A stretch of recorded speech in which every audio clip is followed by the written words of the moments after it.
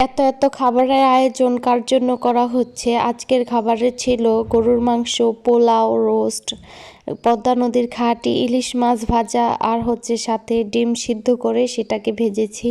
তো এত আয়োজন কার জন্য করলাম সেটা দেখতে হলে আপনাদেরকে পুরো ভিডিওটা দেখতে হবে।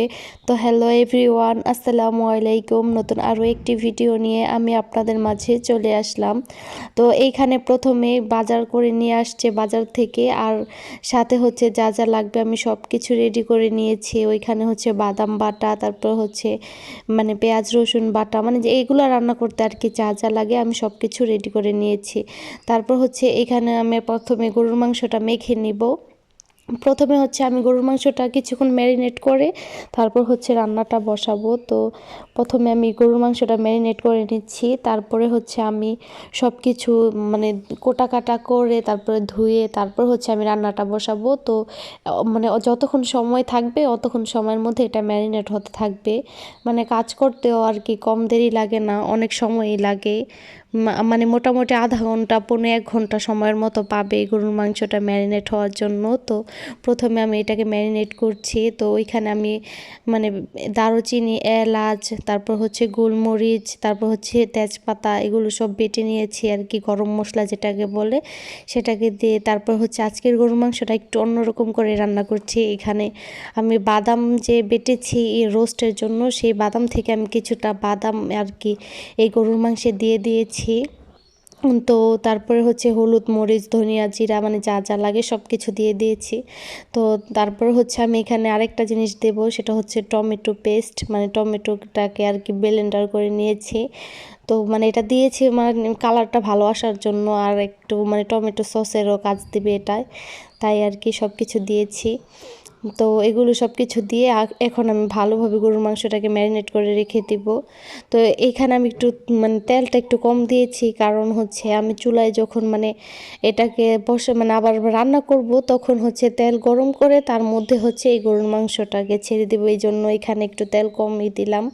তো এই তো দেখুন আমি ভালোভাবে এটাকে মেখে নিচ্ছি। এই এত রান্না আমি জীবনের প্রথমবার করছি, আমি কখনো এতগুলো রান্না একসাথে করি নাই। তো মানে মানে করেছি, রান্নাবান্না করেছি, ঘরে রান্নাবান্না করেছি, কিন্তু মেহমানদের খাওয়ানোর উদ্দেশ্যে মানে এইরকম রান্নাবান্না কখনো করি নাই। তো আজকে আমার জীবনের প্রথম মানে মেহমানদের জন্য রান্না করছি। জানি না কেমন হবে, মানে জানি এখন তো জানি, কারণ এই ভিডিওটা অনেক দিন আগেরই করা ছিল। তো মানে ভালোই হয়েছিল মোটামুটি আলহামদুলিল্লাহ, কিন্তু তখন আমি অনেক ভয়ে ছিলাম, মানে না জানি কেমন হয়, এমন রান্না বান্না তো আমি কখনো করি নাই। তো আজকেই প্রথম করলাম মেহমানদের জন্য, তাও আবার নিজেরা খেলে এক কথা, মানে যেমন হয় তেমনই খেয়ে নিবে, মানে প্রথম সেটা কোনো সমস্যা নেই, কিন্তু মেহমানদের ব্যাপারটা একটু আলাদা না, এই জন্য আর কি। তো অনেক ভয়ে ভয়ে আমি রান্নাটা করেছি, কিন্তু অতটাও খারাপ হয় নাই, মানে খাওয়া চলে আর কি, মোটামুটি ভালোই হয়েছে।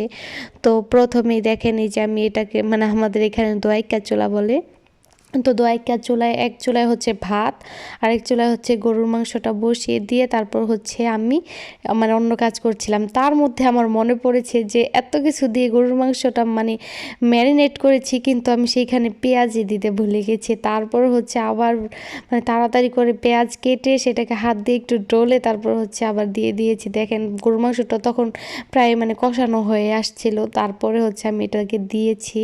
তো এখন মানে গরুর মাংসটা হয়ে গেছে, দেখেন মাশাআল্লাহ কত সুন্দর কালার আসছে গরুর মাংসটার। খেতেও মানে মোটামুটি ভালোই মজা হয়েছিল খেতে, মানে কালারটা অনেক সুন্দর আসছিল, খেতেও মানে মোটামুটি ভালোই মজা হয়েছিল। তো আমি দেখছিলাম যে লবণ হয়েছে কিনা, মানে আমার না অনেকবার লবণ দিতে হয় রান্না করতে গেলে।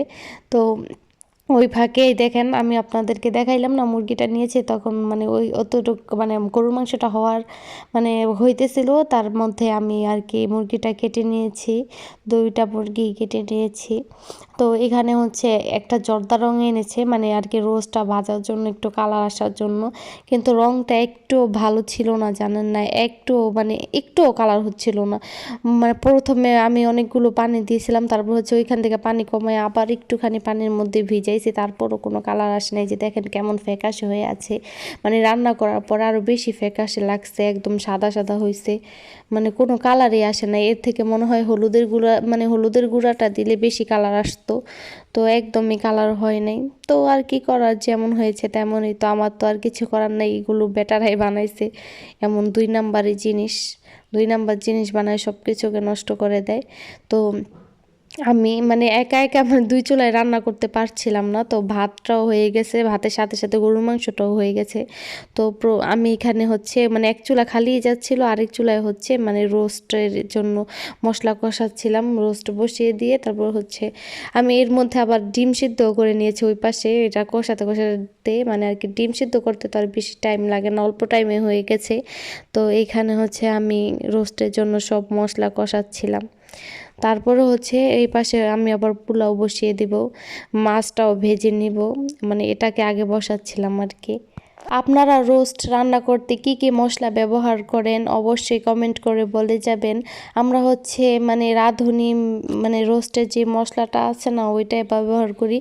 তো বাজার থেকে যখন বাজার করেছে তখন বলেছে যে এই মশলাটা দিলে নাকি আর কিছু দিতে হয় না আর কি, বাদাম বাটা, তারপর হচ্ছে তেজপাতা, গরমের মশলা। তো আমরা না সবসময় দিই এটার মধ্যে বাদাম বাটা, তারপর হচ্ছে পেঁয়াজ রসুন বাটা, তারপরে আবার পেঁয়াজও দেই কুচি করে, তারপরে আবার মানে গরম মশলা, তেজপাতা এগুলো আবার আলাদাভাবে দিই, কিন্তু মশলার মধ্যে যা থাকে আবার সেগুলোও দিই। মানে ওই মশলার মধ্যে যা থাকে আমার মনে হয় না সেটা হয় আর কি, মানে এটার জন্য মানে রোস্ট রান্নার জন্য যথেষ্ট এমন মনে হয় না আর কি।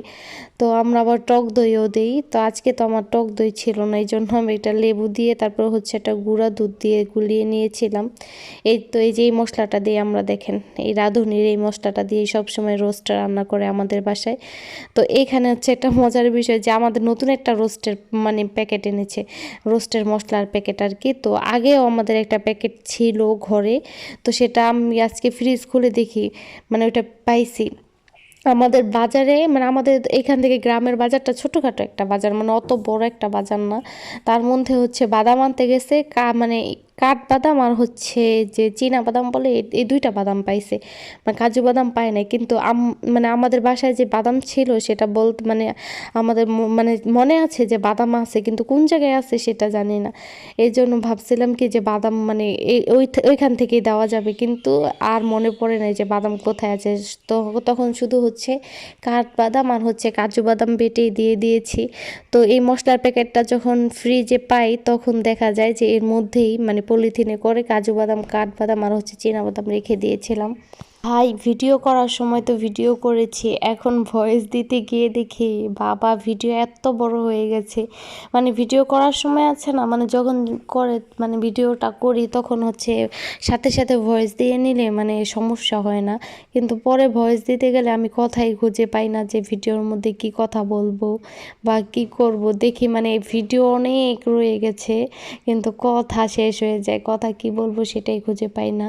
আপনারা যারা মানে পরে মানে ভিডিও আগে করেন পরে ভয়েস দেন, তারা কীভাবে ভিডিওতে ভয়েস দেন? আপনাদের কি অসুবিধা লাগে না? মানে আমার ভিডিও বড় হয়ে যায়, মানে কিভাবে কাট করব সেটাও বুঝি না, মানে মনে হয় যে সব কিছুই ইম্পর্টেন্ট, এখান থেকে কাট করার কিছু নাই। তো এইখানে আমার ভিডিওটা অনেক লং হয়ে গেছে, 11 মিনিট হয়ে গেছে। এখন যে কি বলবো আমি সেটাই খুঁজে পাচ্ছি না মানে এই ভিডিওর মধ্যে। তো এখন আমি ভিডিও মানে কি কথা বলবো সেটাই পাচ্ছি না। তো এই যে দেখেন এখানে হচ্ছে আমাদের পদ্মা নদীর আর কি খাঁটি ইলিশ মাছ, একদম টাটকা ছিল মাছগুলো, অনেক শক্ত শক্ত ছিল, একদম তাজা। তো এই মাছগুলো সকালেই রেখেছে, আমাদের বাসায় এক লোক নিয়ে আসছিল, 300 টাকা কেজি রেখেছে এই মাছগুলো, মানে অনেক কম দামেই পাইছিলাম আর কি। লোক না মানে 2টা মানে ছেলে অল্প বয়সের হবে, এই তো 16-17 বছরের হবে, 2টা ছেলে নিয়ে আসছে, নাকি ওরা বোঝেই নাকি নাকি কি অবস্থা, ওরা এত কম দামে কেন দিয়ে গেল। কিন্তু সচরাচর এত কম দামে আর কি পাওয়া যায় না মাছ। তো আজকে আমরা অনেক কম দামেই রেখেছিলাম এই মাছগুলো, 300 টাকা কেজি করে 2 কেজি 600 টাকা দিয়ে রেখেছিলাম। অনেক বেশি ভালো হয়েছিল মাছগুলো রাখাতে, অনেক জিতছি আমরা, মানে আমরা মনে করি আর কি ওদেরও তো লাভ হয়েছে, ওদের লাভ ছাড়া তো আর ওরা মাছগুলো দিয়ে যায়নি। কিন্তু অন্য অন্য মানে অন্য লোকেরা হইলে কখনো দিয়ে যেত না, কারণ ওনারা আরও বেশি মানে লাভে বিক্রি করে মাছগুলো। ওরা হয়তো বাচ্চা পোলাপান একটা ক্যারেট ভরে নিয়ে আসছিল, তারপর হচ্ছে 2জনে হাতে ধরে ধরে নিয়ে যাচ্ছিল, মাথায় ওঠায় নেই মাছের বোঝা। তো ওরা হয়তো বা ভাবছিল যে তাড়াতাড়ি বিক্রি করে চলে যাবে, এই জন্য কম দামে দিয়ে গেছে। তো ভালোই আমরা অনেক জিতছিলাম এই মাছগুলো রেখে। তো ওই দিন মানে অনেকেই এই মাছগুলো মুলাইছিল, কিন্তু মানে কেউই রাখে নাই। তারপরে আবার অন্য লোকেরা যখন মানে সচরাচর যারা আসে সবসময় এইখানে মাছ বিক্রি করতে, ওনারা নিয়ে আসছে অনেক ছোট ছোট, সেখান থেকে সবাই রাখছে। কিন্তু এই ভালো মাছগুলো কেউ রাখে নাই। অনেকে আফসোস করছে যে কেন রাখে নাই, কম দামেই তো ছিল। ওনারা ভাবছে যে আরও কম দামে রাখবো, তো পারে নাই আর কি। তো ওনারা রাখছে আরও কম দামে, 250 টাকা কেজি করে রাখছে। সেগুলোকে আমাদের এখানে ঝাটকা বলে, ঝাটকা ছোট ছোট বাচ্চা ইলিশ মাছের, এগুলা থেকে মানে আরও ছোট, অর্ধেক অর্ধেক। আমাদের এখানে যে মাছগুলো দেখলেন এই 2টা মাছের অর্ধেক হবে, তো সেগুলো রাখছে। তো কথা বলতে বলতে আমার রান্না প্রায় শেষ পর্যায়ে চলে আসছে। এখানে আমার রোস্ট রান্না প্রায় শেষ পর্যায়ে, মানে আরেকটু পরে নামিয়ে নিব। তো রোস্টের পরে এখানে হচ্ছে আমি পোলাও বসাইলাম মানে এই চুলার মধ্যে। এই যে দেখেন আমার রোস্ট রান্না কমপ্লিট। কেমন হয়েছে সবাই অবশ্যই কমেন্টে বলে যাবেন। তার মধ্যে পোলাও বসাইতে গিয়ে মনে পড়েছে যে ডিমগুলোই ভাজি নেই, তো এখানে ডিমগুলো ভাজলাম। তো এখানে আমি ডিমের মধ্যে শুধু লবণ দিয়ে ভেজেছি, কোনো হলুদ গুঁড়ো দিইনি, কারণ পোলাওর মধ্যে এরকম সাদা ডিমই ভালো লাগে। এখানে মাছও ভেজে নিয়েছি দেখেন। তো ওইখানে আমার মনে হয়েছিল যে আরেকটু ঝোল শুকানো উচিত রোস্টের মধ্যে, এই জন্য আর কি আবার একটু চুলায় বসাই আর একটু ঝোলটাও শুকাইলাম। তো এখানে কথা, পোলাও রান্না করতে আমি তো কখনো পারি না, তো অনেক ভয়ে ভয়ে ছিলাম, তেমন ভিডিও করা হয়নি ভালোভাবে, মানে পুরো লেগে যাচ্ছিলো আর কি যখন কষানোর সময়। তারপর হচ্ছে এই তো পোলাওটা অনেক ঝরঝরা হয়েছে মাশাল্লাহ। আজকের ভিডিও এ পর্যন্ত।